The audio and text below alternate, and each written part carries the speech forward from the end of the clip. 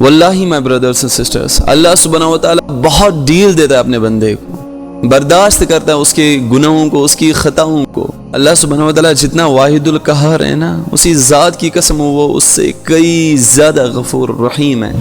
غفور الرحیم نہ ہوتا تو بندہ گناہ کرتا تو اسی وقت گناہ کے فوراً بعد اس پر عذاب مسلط کر، لیکن نہیں، اللہ نے توبہ کے دروازے اوپن رکھے ہیں کہ بندہ گناہ کرے گا دنیا میں، اور گناہ کے بعد اسے اس گناہ کا پچھتاوا ہونا چاہیے، اس گناہ پر اس کو ندامت ہونی چاہیے،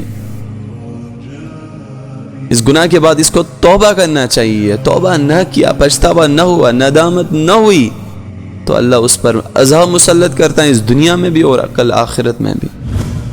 آج بندہ نماز چھوڑتا ہے تو اسے کوئی فرق نہیں پڑتا، کتنا ایزی لیا ہم نے اس دین کو، کتنا سستا سمجھا ہے ہم نے اس دین کو، جس دین کے لیے نبی علیہ الصلوۃ والسلام نے اتنی ساری تکلیفیں برداشت کی، اتنی ساری مصیبتیں برداشت کی، جس دین کے لیے صحابہ نے اپنے گھر چھوڑے، اپنے اہل و عیال کو چھوڑا، لیکن آج یہی دین ہمارے گھروں سے جا رہا ہے۔ جس گھر میں بے نمازی ہو، جس گھر میں بے نمازی پلتا ہو، اس گھر میں کیسی برکت آئے گی؟ اس گھر میں کیسا سکون آئے گا؟ اس گھر میں کیسا چین و آرام آئے گا؟ ایک بے نمازی سارے محلے کو تباہ و برباد کر سکتا ہے۔ صلاۃ از دا مین پلر آف اسلام، نماز اسلام کا ایک اہم ستون ہے۔ جس نے نماز ہی نہیں پڑھی، نمازی کو چھوڑ دیا، اگنور کر دیا، وہ کیسا مسلمان ہے؟ کیا فائدہ ایسے مسلمان ہونے کا جس میں انسان اللہ سبحانہ و تعالیٰ کو نہ پہچانے، جس میں انسان اللہ سبحانہ و تعالیٰ کے احکاموں کو ہی نہ مانے۔ نماز میں نبی علیہ الصلوۃ والسلام کی آنکھوں کی ٹھنڈک ہے، لیکن کتنے لوگ پڑھ رہے ہیں آج کل؟ حالانکہ کتابوں میں آیا ہے کہ ایک بے نمازی سے خنزیر بھی پناہ مانگتا ہے۔ اللہ اکبر۔ اور اتنا ہی نہیں، موت کے وقت اس کا ایمان چھن جاتا ہے، ایمان کے بغیر اس دنیا سے جاتا ہے۔ جو دنیا میں جاتے وقت ایمان کو اس یہاں پہ چھوڑ دے، ایمان کے بغیر دنیا سے جائے، اصلی زندگی جو قبر سے سٹارٹ ہوتی ہے، کیا کرے گا انسان وہاں پہ اگر ایمان ساتھ نہ اترا اسے؟ اللہ سبحانہ و تعالیٰ قرآن میں فرماتا ہے فویل للمصلین، کہ ان نمازیوں کے لیے افسوس ہے، ان نمازیوں کے لیے خرابی ہے، بربادی ہے، تباہی ہے، نمازیوں کے لیے جو نماز پڑھتے تھے۔ کن نمازیوں کے لیے؟ ان نمازیوں کے لیے ویل ہے۔ اس ویل کو اللہ کے نبی صلی اللہ علیہ وسلم نے فرمایا کہ جہنم میں ایک بہت ہی خوفناک وادی ہے جس سے خود جہنم دن میں کئی بار پناہ مانگتا ہے۔ اور یہ ویل کس شخص کے لیے ہوگا؟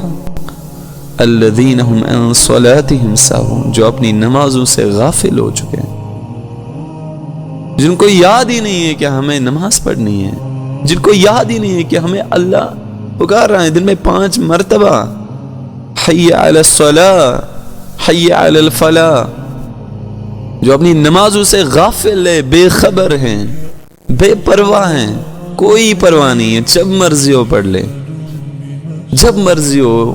جیسے کہ آج ہوتا ہے، کئی لوگ بس جمعہ پڑھتے ہیں، کئی لوگ بس رمضان میں مسجد آتے ہیں، بس رمضان کی نمازیں پڑھتے ہیں، اور کچھ لوگ دن میں 1 وقت پڑھتے ہیں، 4 وقت نہیں پڑھتے ہیں۔ جب مرضی ہو، من مرضی کی زندگیاں گزار رہے ہیں آج لوگ، کہ جب مرضی ہو نماز پڑھے، جب مرضی ہو اللہ کے گھر میں جائے، جب مرضی ہو اللہ کے سامنے جھک جائے۔ دین اپنی مرضی پہ نہیں چلتے ہیں۔ ایک بے نمازی کو اللہ سبحانہ و تعالیٰ 15 عذابوں میں مسلط کرتا ہے، 15 عذاب اس پر لاتا ہے، 6 اس دنیا میں، 3 موت کے وقت، 3 قبر میں، اور 3 کل آخرت کے لیے۔ جو 6 دنیا میں عذاب اس پر لایا جاتا ہے، اس میں سب سے پہلا عذاب یہ ہے کہ اس کی عمر میں برکت کم ہو جاتی ہے، اس کی عمر میں کوئی برکت نہیں رہتی۔ دوسرا عذاب یہ کہ نیکیوں کی چمک اس کے چہرے پر نہیں رہتی ہے، اس کی چمک، چہرے کا نور اسے چھین لیا جاتا ہے، اس کو کوئی نور نہیں رہتا۔ تیسرا عذاب کہ اس کو کسی بھی عمل کا ثواب نہیں ملتا ہے اگر بے نمازی ہو۔ چاہے یہ لوگوں کی مدد کرے، چاہے یہ کچھ بھی کرے، کوئی بھی نیک کام کرے، اس کو کوئی ثواب نہیں ملتا ہے اگر یہ بے نمازی ہو۔ اور چوتھا عذاب یہ کہ اس کی دعا قبول نہیں ہوتی، اللہ اس کی دعا ہی قبول نہیں کرتا ہے۔ پھر لوگ کہتے ہیں علماء کو کہ مولانا صاحب میری دعا ہی قبول نہیں ہوتی ہے، پتہ نہیں اللہ مجھ سے ناراض ہیں، مجھ سے خفا ہیں، میں نے ایسا کیا جرم کیا ہے کہ اللہ میری دعا ہی نہیں سنتا۔ جب بندے نے نماز ہی کو نہیں پڑھی، جب بندے نے اللہ کو ہی نہ مانا، اللہ کے احکاموں کو ٹھکرایا، کیسے دعا قبول ہو سکتی؟ پانچواں عذاب کی یہ لوگوں کے سامنے ذلیل ہوتا ہے۔ and the last عذاب جو اس کو دنیا میں ملتا ہے کہ نیک بندوں کی دعا اس کے حق میں قبول نہیں کی جاتی۔ اور 3 عذاب جو اس کو موت کے وقت آتی ہیں، اس میں سب سے پہلا عذاب یہ ہے کہ یہ ذلت سے مرتا ہے، ذلیل ہو کے مرتا ہے۔ دوسرا عذاب یہ کہ یہ بھوکا مرتا ہے۔ تیسرا عذاب یہ کہ یہ پیاسا مرتا ہے۔ اگر اس کو سمندر کا سارا پانی اس کو پلا دے، اس کے باوجود بھی یہ پیاسا مرے گا، اس کی پیاس نہیں بجھے گی، اتنی شدت سے اس کی پیاس آتی ہے موت کے وقت۔ اور 3 عذاب جو اس کو قبر میں دیے جائیں گے۔ سب سے پہلا عذاب کہ جب اسے قبر میں اتارا جائے گا تو اس کی پسلیاں ایک دوسرے میں گھس جائے گی، قبر اس کو شدت سے دبائے گی۔ اور دوسرا عذاب یہ کہ قبر میں آگ لگا دی جاتی ہے، فرشتے اس کی قبر کو آگ لگاتے ہیں، جلایا جاتا ہے اس کی قبر کو۔ اور تیسرا عذاب کہ اس پر ایک بچھو مسلط کیا جاتا ہے، ایک سانپ مسلط کیا جاتا ہے جس کو قیامت کے دن تک ڈستا رہے گا۔ اور 3 عذاب جو اس کو کل روز محشر دیے جائیں گے۔ سب سے پہلا عذاب یہ ہوگا کہ اللہ سبحانہ وتعالیٰ اس کو بہت ناراض ہوگا، جس کو اللہ ناراض ہو۔